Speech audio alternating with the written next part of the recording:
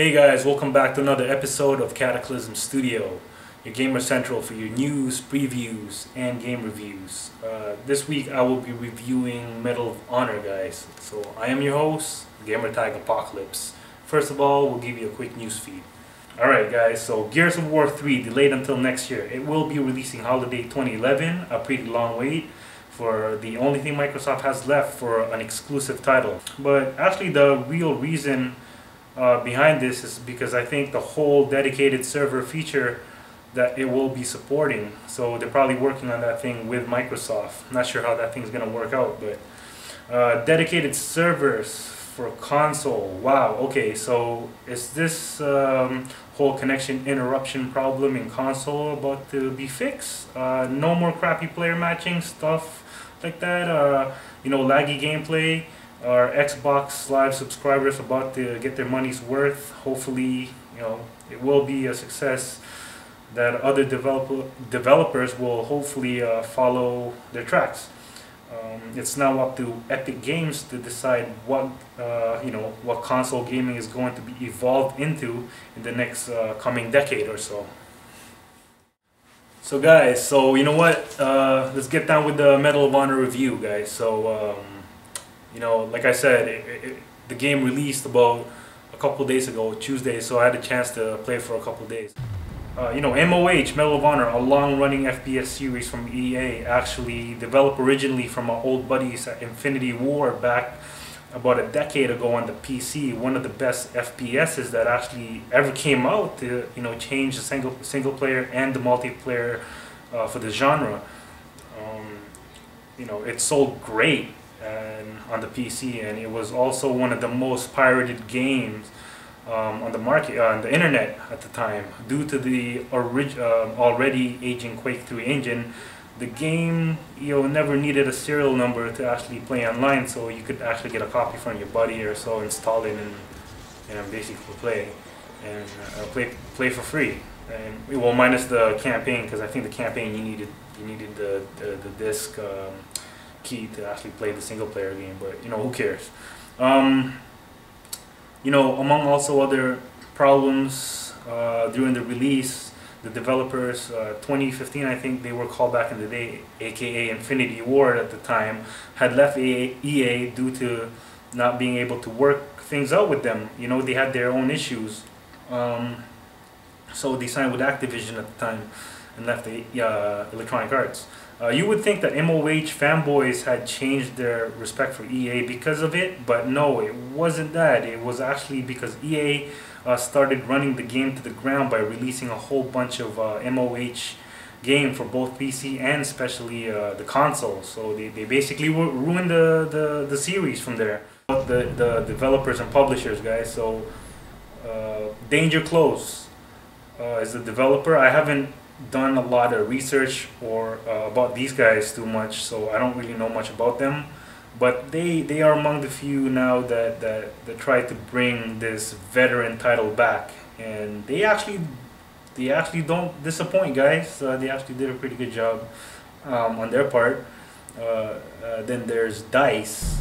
Why? Oh well, because the game uses the Frostbite engines. Oh, so it makes sense for them to jump in to the game and basically develop half of it and make it look like Battlefield Bad Company 2.1. Yay! So let's get down with the graphics. The graphics. So how does this game fare to everything else out there? It's pretty obvious. The genre is very saturated. The game looks good on the PC.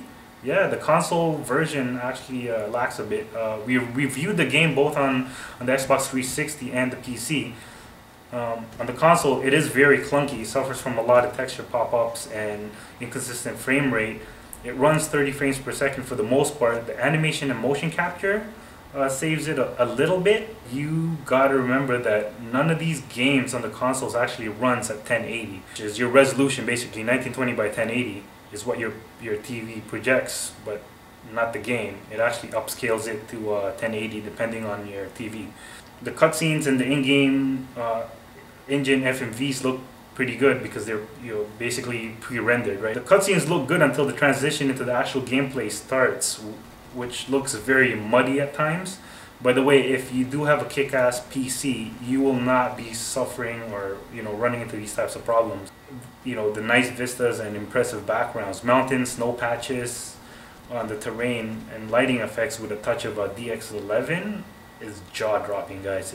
This game looks amazing on the PC. Running the game on the PC at a real 1920 1080 resolution, or even higher depending on your monitor. Again, guys, the frame rate, it is very important to have a smooth frame rate.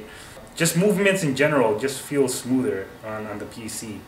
And the PC the version does deliver. It looks amazing, while the console suffers a lot, actually, especially on the night missions. You get a lot of bland and like low resolution textures and a lot of pop-ups, actually, like a lot of clipping. Actually, you get a lot of clipping, especially on the multiplayer side of things. The sound design in this game, because this is where the game actually shines. It sounds real. Probably one of the best out there. Of course, the game, supporting Dolby Digital. If you have a Turtle Beach headset, guys, the X41, most preferably, this game is a benchmark for home theaters. From the gunshot, echo, cracking, and the simulation of your eardrums popping, this game sound design is truly the pinnacle of all video game sound. Voice acting is also top-notch. Hiring actual actors and actresses for this game always helps. The Marines and the Apache pilot especially sounds very convincing, like if I was watching a stolen live footage of a war in Afghanistan or something. Yeah, like I said, this place is taking place in Afghanistan, so the enemy speaking Arabic and stuff like that. It does make the games look and sound authentic. So guys, let's talk about the gameplay for a second and see how the gameplay fares. I don't know, I just think that first-person shooter in general is oversaturated nowadays because everybody's just basically coming up with their own shooter games and just pitching it out to the publishers, getting funded and basically flooding the market with it. Let's see how MOH fares to the whole thing, and what is different. What do they do different from everybody else? Like I said earlier on, with bad graphics come with clunky gameplay on the console, especially. It's not Call of Duty, so don't think you're gonna run and gun through this game. The campaign missions are pretty good. There are some impressive moments. The ATV controls better on the console, obviously, with a little bit of crappy frame rate, but it's okay. I had fun with that. That's probably one of my the best missions. One of the best tier 1 missions, actually. I'm really glad that they stuck to the formula. Leave the game, MOH and Call of Duty type games, scripted. Leave these games scripted. The reason for developers making games a little bit scripted is so to keep the game flowing and fast paced. Good job for Danger Close. It is an action FPS. I'm not a big fan of stealth game, but if I was, I still don't think they did a good job with it.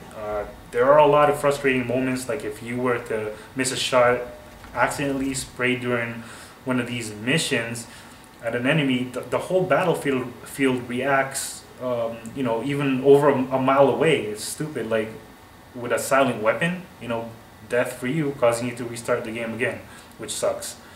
The AI is a bit challenging, even on the medium level settings. They hide behind covers and eventually move when structures fails to support due to the great destructible environment, off the Frostbite engine. The best mission for me, anyways, in the campaign is still the Ranger mission, getting off the chopper and just basically taking out Taliban's in the mountains and stuff like that. Okay, guys, let's talk about multiplayer for a second. Nowadays, if you're making a first-person shooter, you have to have multiplayer in your game. You just have to. If you don't, people are just not gonna play your game.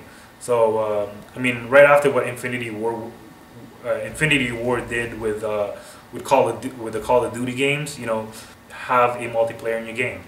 That's it. You just gotta have it. It's just part of the It's just part of the whole trend. So the multiplayer is actually split into 5 categories. Any game, which puts you into a quick match of any type. You have your combat missions, team assault, sector control, and I believe objective raid. There is also an option to join your friends or invite them into a custom game or game battles, which is pretty good. You know, it's all good, but most people just play team assault just because people just want to unlock their different attachments and gain achievements quickly. Objective raid is pretty good too, actually, with your friends. And remember the multiplayer is handled by DICE, the team who basically developed the Battlefield series. So expect a lot of similarities and multiplayer gameplay, stuff like that. So I gotta say it does run a little better.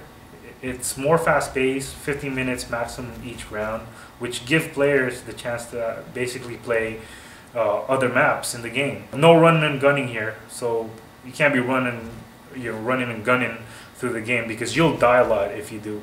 What I found people are doing is unlocking their sniper attachment first, your scope, and just basically camping in the back of their spawn points, just picking people out on the other side of the map. Just like Battlefield Bad Company 2. That's why I stopped playing that game.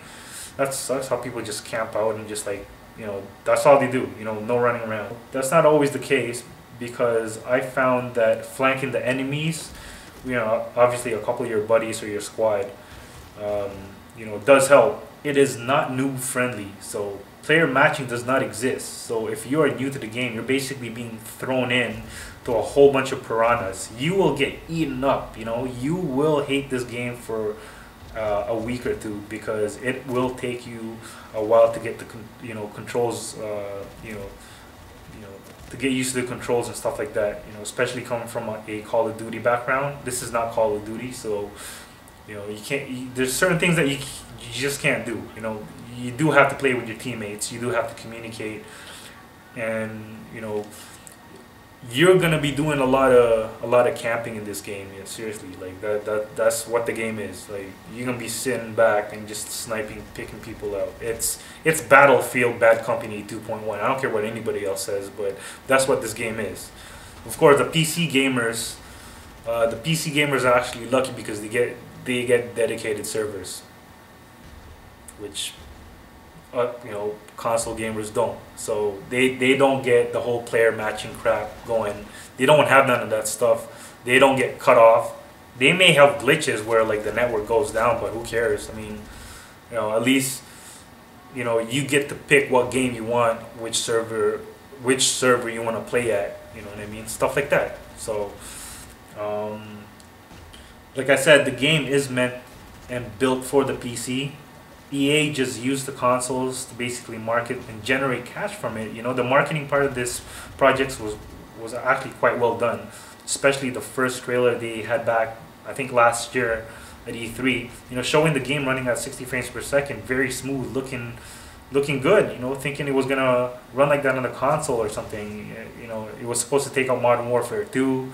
It was gonna be a big competition and whatnot, but again, it's EA, so you can't really blame the developers for they did what they did. They released the game. That was their job. My final thought of the game, I mean, buy it for the PC. If you have a kick-ass rig, buy this game. You won't be disappointed. DX11 will show you a whole bunch of stuff that you haven't seen in a lot of games. Like I said, especially the the Ranger insurgent into Afghanistan and stuff like that, taking out the Taliban in the mountains and stuff like that. It's just, the game looks pretty on the PC. I mean, it does look pretty on the consoles too at times, but like I said, the console does suffer a lot in clipping and texture pop-ups and stuff like that. I mean, if you could tolerate that stuff, you trust my judgment on this one, because I have played it on both, guys. So